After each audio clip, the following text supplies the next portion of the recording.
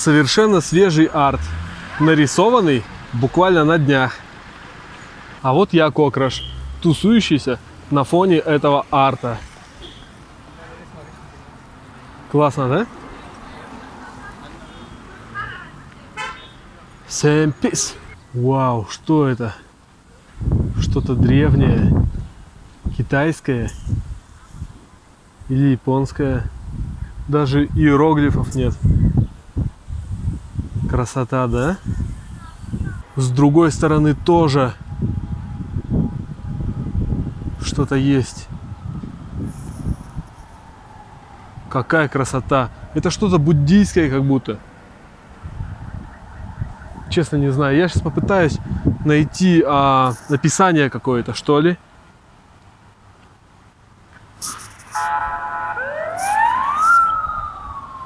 Ну-ка, ну-ка, вот. Смотрите. Как красиво. Написано Чойджин Лама музей. Это какой-то буддийский храм, превращенный в музей. Мы чтим традиции, мы уважаем, по газону не ходим.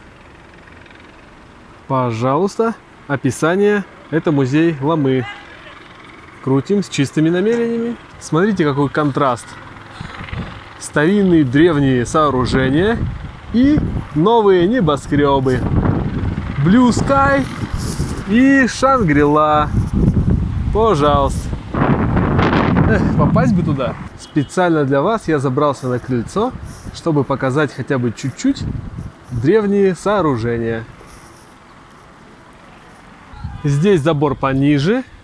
Можно заглянуть, подойти и увидеть, что некоторые храмы находятся в процессе реставрации.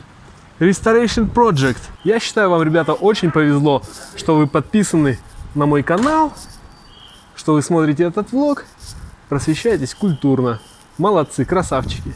Всех уважаю. Храм-музей Чойджин Ламы – это один из лучших памятников монгольской архитектуры начала 20 века, построенный в период с 1904 по 1908 годы в честь государственного оракула Лувсан-Хайдава. Он расположен в одном из кварталов недалеко от центральной площади Сухабатора. Храм был предназначен для проведения религиозных обрядов и богослужений в защиту монгольского государства. Это целый комплекс, сохранивший бесценное и неповторимое наследие истории, культуры, религии и архитектуры Монголии. Монастырский комплекс состоит из 5 храмов. Здесь можно увидеть уникальные изделия мастеров 18 и 19 веков из стран Центральной Азии.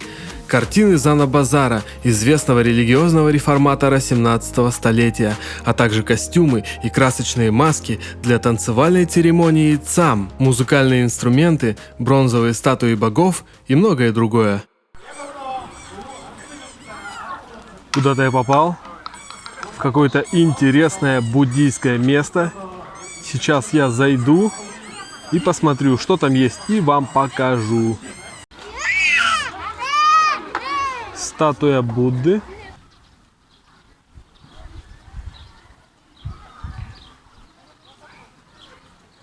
Тут целый буддийский комплекс. Еще одна красивая фигура. И какие-то интересные шарики, которые крутишь. И не знаю что. Ой, главное ничего не сломать.